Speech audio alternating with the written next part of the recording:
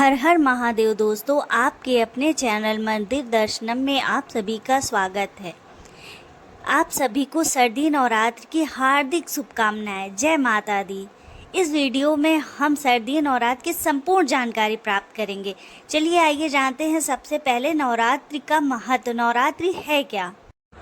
नवरात्र हिंदू धर्म का एक प्रमुख पर्व है जो देवी दुर्गा की शक्ति के 9 रूपों को समर्पित है और यह बुराई पर अच्छाई की जीत का प्रतीक है। यह पर्व साल में 4 बार आता है, जिनमें से चैत्र नवरात्र और सर्दी नवरात्र प्रमुख होते हैं और इनके दौरान भक्त देवी के 9 रूपों की पूजा करते हैं।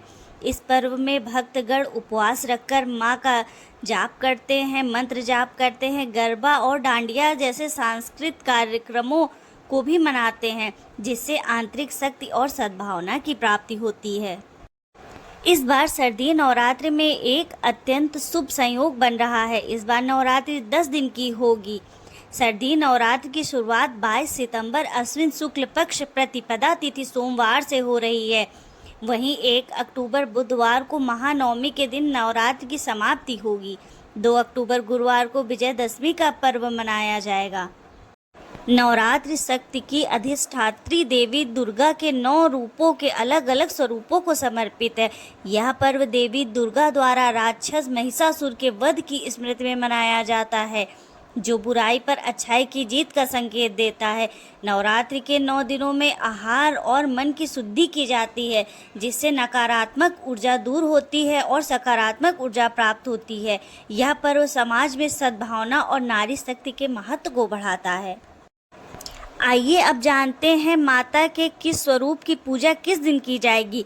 22 सितंबर प्रतिपदा तिथि माँ शैलपुत्री, 23 सितंबर द्वितीया माँ ब्रह्मचारिणी, 24 सितंबर तृतीया माँ चंद्रघंटा, 25 सितंबर चतुर्थी, 26 सितंबर चतुर्थी माँ कुष्मांडा, 27 सितंबर पंचमी माँ स्कंद माता, 28 सितंबर षष्ठी माँ कात्यायनी, 29 सितंबर सप्तमी माँ कालरात्रि, 30 सितंबर अष्टमी माँ महागौरी, 1 सितंबर नवमी माँ सिद्धिदात्री की पूजा की जाएगी।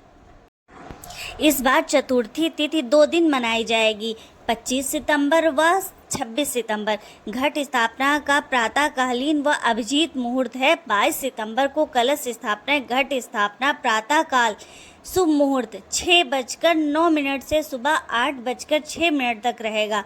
घट स्थापना का अभिजीत मुहूर्त रहेगा सुबह 11:49 से दोपहर 12:38 तक। आप इस समय घट स्थापना कर सकते हैं।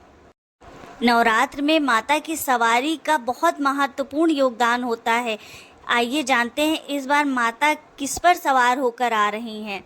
इस साल देवी दुर्गा हाथी पर सवार होकर आ रही हैं अपने भक्तों से मिलने के लिए। हाथी पर ही वापस भी जाएंगी। धार्मिक मान्यता के अनुसार माता का हाथी पर आगमन व प्रस्थान बहुत शुभ माना जाता है। आइए अब जानते हैं हमें ऐसा क्या कार्य करना चाहिए कि माता हमसे इस बार बहुत प्रसन्न होकर वह ढेर सारा आशीर्वाद देकर जाएं।